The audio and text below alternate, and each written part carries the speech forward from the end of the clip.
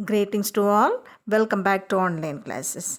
Today we are going to learn third part of the lesson 7, anti-colonial movements and the birth of nationalism. Okay, third part of the lesson, that is lesson 7, anti-colonial movements and the birth of nationalism.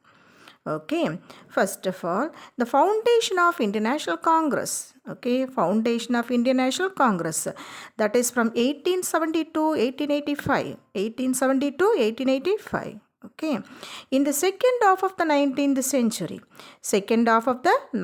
century, national political consciousness occurred among the English educated Indians. Okay,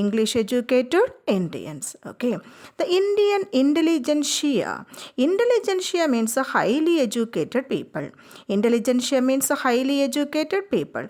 The Indian intelligentsia took effective steps in generating national consciousness in the minds of a large number of people. Okay, national consciousness in the minds of a large number of people to the idea of a nation, nationalism, and various democratic aspirations. Okay, idea of a nation, nationalism, and various democratic aspirations.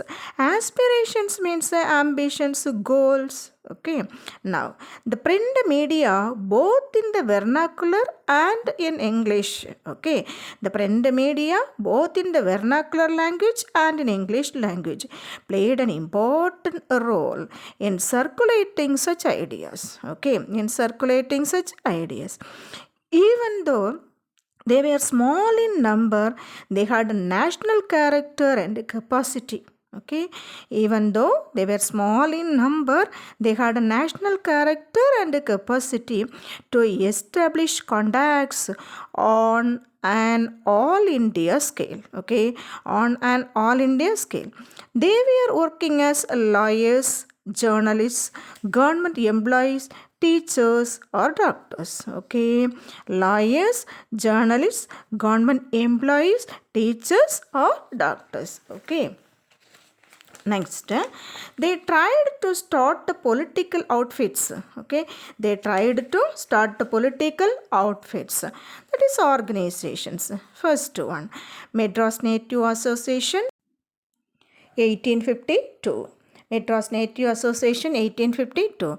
East India Association 1866. East India Association 1866. Madras Mahajana Sabha 1884. Madras Mahajana Sabha 1884. Pune Sarvajanik Sabha. Pune Sarvajanik Sabha 1870. The Bombay Presidency Association 1885 and many others. Okay, and many others. Next we will see economic critique of colonialism. Economic critique of colonialism. Critique means explain the good and bad points. Explain the good and bad points. This economic critique of colonialism was one of the most important contributions. Okay, one of the most important contributions of early Indian nationalists. Early Indian nationalists. India was economically subjugated. Subjugated means defeated, we can say, and changed into a supplier of raw material to British industries. Okay, supplier of raw material to British industries. Dadabhai Nauroji, Justice Ranade, and Ramesh Chandra Dutt. Okay, Dadabhai Nauroji, Justice Ranade, and Ramesh Chandra Dutt played a significant role, that is important role, in making this criticism about the colonial economy. Okay, criticism about colonial economy. They understood that the prosperity of the British lay in the economic and political subjugation of India. In the economic and political subjugation of India. They concluded that colonialism was the main obstacle to India's economic development. Okay, to India's economic development. Next, objectives and methods. Objectives and methods. The formation of the Indian National Congress in 1885 1895 was intended to establish. Intended means planned, PLANNED, planned to establish an all India organization. Okay, an all India organization. It was the culmination of attempts, that is high attempts. It was the culmination of attempts by groups of educated Indians politically active in three presidencies. Politically active in three presidencies. They were Bombay, Madras and Calcutta. Bombay, Madras and Calcutta. A.O. Hume, Alan Octavian Hume, lent his services, that is rented his services. Lend his services means rented his services for the formation of the Indian National Congress. For the formation of the Indian National Congress. The first session of the Indian National Congress was held on 28th December 1885. Okay. First session of the Indian National Congress was held on 28th December 1885. The aims and objectives were to develop and consolidate national unity. Okay. To develop and consolidate national unity. But also professed loyalty to Britain. Okay. Professed loyalty to the British people. Now, the techniques included appeals, petitions, and delegations, group of people to Britain. Okay. The techniques included appeals, petitions, and delegations to Britain. All should be done within a constitutional framework. Okay. Everything should be done within a constitutional framework. Some of the key demands. Creation of legislative councils at provincial and central level. Okay. Creation of legislative councils at provincial and central level. Second one, the number of elected members should be increased in the legislative council. Number of elected members should be increased in the legislative council. Next, separating judicial and executive functions. Separating judicial and executive functions. That is, judicial and executive functions should be separated. Now, reduction of military expenditure and home charges. Reduction of military expenditure and home charges. Next one, extension of a trial by judge. That is inquiry. Extension of a trial by judge. Okay. Next, conducting civil service examinations in India and in England. Okay, civil service examinations in India and in England. Policy reforms and reconsideration of forest laws. Promotion of Indian industries. Okay, promotion of Indian industries. Next, the last one, put an end to unfair tariffs and excise duties. Put an end to unfair tariffs like taxes and excise duties. Excise duties means it's a form of a tax only. Okay, it's a form of a tax. It's an indirect tax. Okay, it is an indirect tax. It is levied on manufactured goods. Okay, it is levied on manufactured goods. Next heading, militant nationalism. Okay, militant nationalism. The British did not listen to the demands of the moderates. So the extremists criticized the moderates. Okay, so the extremists criticized the moderates. Now, partition of Bengal. Partition of Bengal. In 1899, Lord Curzon was appointed as the Viceroy of India. Okay, he did not try to solve the problem of famine and plague. Famine and plague. Plague here means an infectious disease. An infectious disease. Instead of that, he undermined the local self-government, autonomy of higher educational institutions, and gagged the press. Stopped the press, that is, prevent the press. Okay. Bengal was partitioned in the year 1905. This partition was the most unpopular of all. Okay, this partition led to the widespread protests all across India. It created a new phase of Indian national movement also. It created a new phase of the Indian national movement. The partition was devised, that is invented, found we can say, to suppress the political activities. The partition was devised to suppress the political activities against the British rule in Bengal. Against the British rule in Bengal. It created a division among the Hindus and Muslims. It created a division among the Hindus and Muslims. Next, Hindu-Muslim divide. Hindu-Muslim divide. It is declared that the objective of the partition was to curtail the Bengal influence, to reduce the Bengal influence and weaken the nationalist movement. Okay, to reduce the Bengali influence and weaken the nationalist movement. Bengal was divided into two administrative units. Okay, Bengal was divided into two administrative units, and Lord Curzon reduced the Bengali speaking people to a linguistic minority. Okay, Bengali speaking people to a linguistic minority. Curzon assured that in East Bengal, Muslims would enjoy unity. Muslims would enjoy unity. But the partition of Bengal united the people. The regional language, newspapers played an important role. Okay, the regional languages and the newspapers played an important role in building a sense of a proud Bengali identity.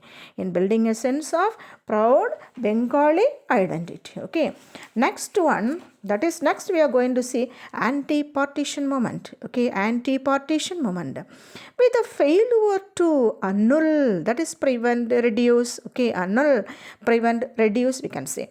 The partition, with the failure to prevent or reduce the partition, the moderates rethink the new techniques of protest. Okay, rethink the new techniques of protest. First of all, they boycotted the British goods. Boycotted means to refuse to buy.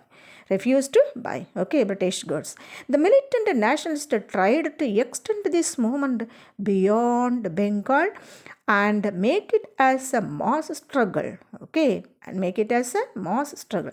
Bengal was officially partitioned on 16th October 1905. 16th October 1905. That day was declared as a day of mourning.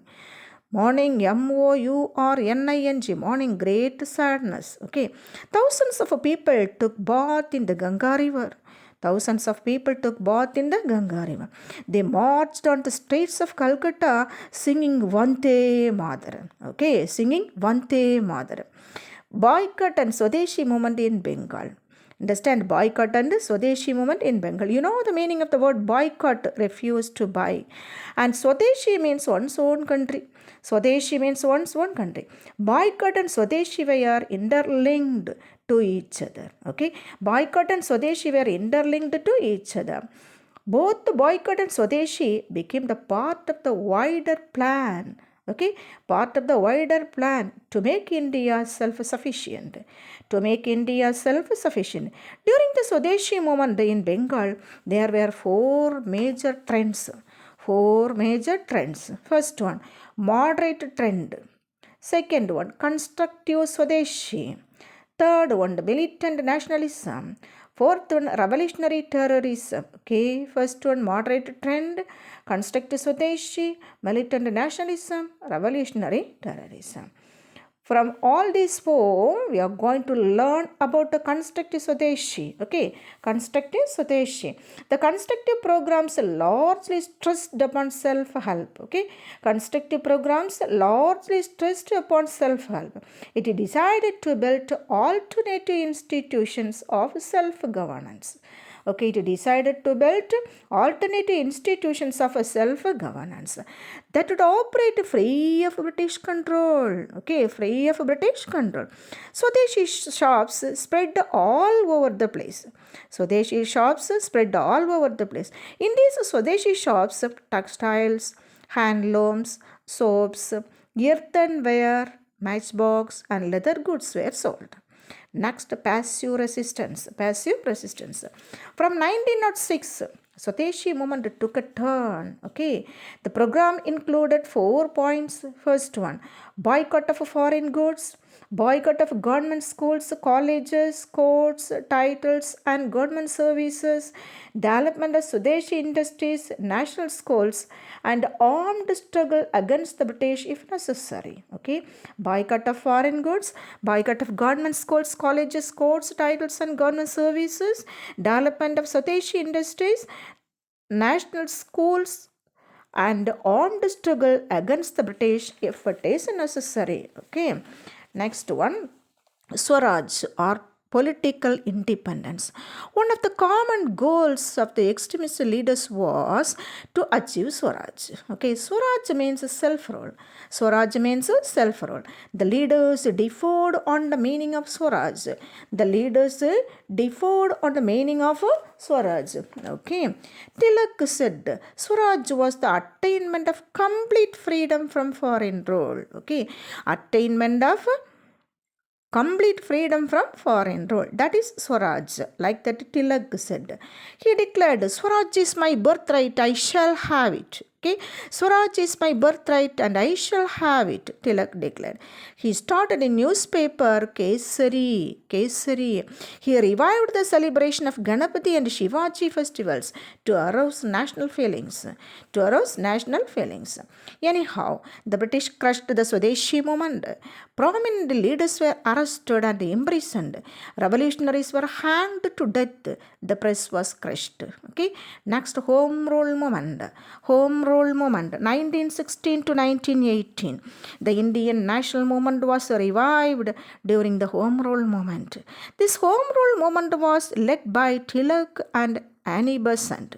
The First World War of 1914 to 1918 and the Indians' participation in this First World War was the background of the Home Rule League. Okay, First World War and this which one participation of Indians was the background of the Home Rule League. During this First World War, the moderates and liberal leadership supported the British. It was hoped that the British government would give self-government after the war. Okay, it was hoped that the British government would give self-government after the war. But after the war, Britain didn't talk about this self-government. So the Home Rule movement became a mass movement to give pressure to the British government. Okay, became a mass movement. Home Rule movement became a mass movement to give pressure to the British government. Now, objectives of the Home Rule movement. To attain self-government within the British Empire by using constitutional means. First point. To attain self-government within the British Empire by using constitutional means. Second point, to obtain dominion status, that is self-governing status, a political position accorded to Australia, Canada, South Africa and New Zealand later. Accorded here means given. Okay, so to obtain dominion status, that is self-governing status, a political position given to Australia, Canada, South Africa and New Zealand later. Third point, to use non-violent constitutional methods to achieve their goals.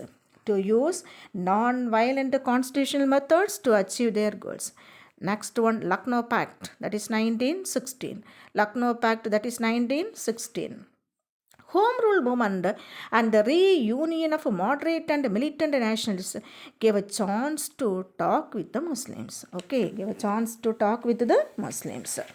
Next, under the Lucknow Pact, the Congress and the Muslim League agreed that there should be self-government in India. Okay, under the Lucknow Pact, the Congress and the Muslim League agreed that there should be self-government in India. In return, the Congress accepted a separate electorate for Muslims. Okay, Next, British response. The demand for Swaraj was raised by Tilak and Annie Besant. Okay, the demand for Swaraj was raised by Tilak and Annie Besant. It became popular. But the British government isolated the leaders by repressing their activities. In 1919, the British government announced the Montagu-Chelmsford reforms. This is 1919. These Montagu-Chelmsford reforms promised a gradual progress of India towards self-government. promised gradual progress of India towards self-government. So the Indian nationalists were disappointed. The Indian nationalists were disappointed. To face the revolutionary movement in a successful manner, the British government passed the Rowlatt Act 1919. Okay, to face the revolutionary movement in a successful manner, the British government passed the Rowlatt Act in 1919. According to this Rowlatt Act, the British government can arrest anyone without a warrant. Okay, anyone without warrant. Under the leadership of Gandhi, Indians opposed this. Under the leadership of Mahatma Gandhi, Indians opposed this. Now this is the time to mark question answers. Okay, question answer. Roman number 1, 2, 3, 4. Already we marked. Now Roman number 5. That is answer the following questions briefly. Okay, answer the following questions briefly. Question number 1. How are the peasant uprisings in British India classified? How are the peasant uprisings in British India classified? Answer is at page number 75, 76. See, there were nearly 100% uprisings from there. Restorative rebellions, religious movements, social banditry, mass insurrection. Under these headings, what and all marked. Okay. Go to question number 2. Name the territories annexed by the British under the doctrine of lapse. Okay. For that question answer, see under the heading annexation policy of British India. Under that second heading doctrine of lapse. In that paragraph come to last sentence. That is Satara, Sambalpur, parts of the Punjab, Jhansi and Nagpur were annexed by the British through doctrine of lapse. That is the question number 2. Next question number 3. Okay, next question number 3. That is, what do you mean by drain of wealth? What do you mean by drain of wealth? The answer, it is under the heading Economic Critique of Colonialism. That full paragraph. Economic Critique of Colonialism, that full paragraph. That is one of the most significant. From there up to, this is called drain of wealth. Now question number 4. Highlights the objectives of a home rule movement. Highlight the objectives of a home rule movement. For that question, answer is here, objectives of a home rule movement. Under that heading, objectives of a home rule movement. From there, only three points. To attain the self-government.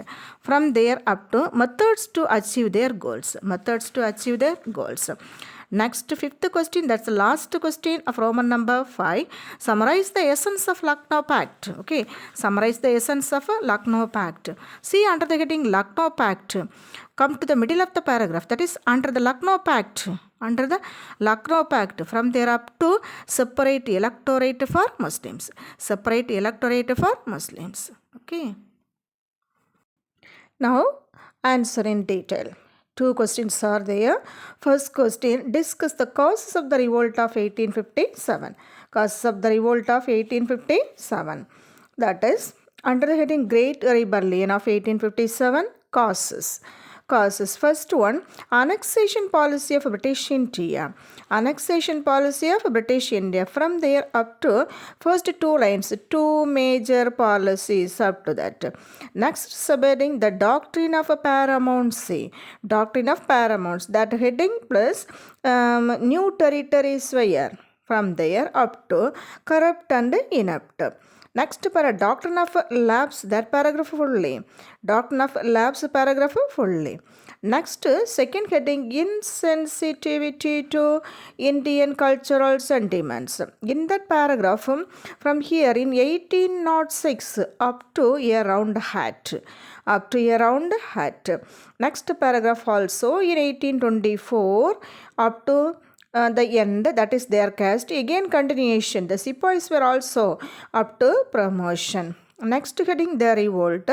Under that first from the, that is from the beginning, the precursor. Okay, precursor. From there up to new Enfield rifle. Okay.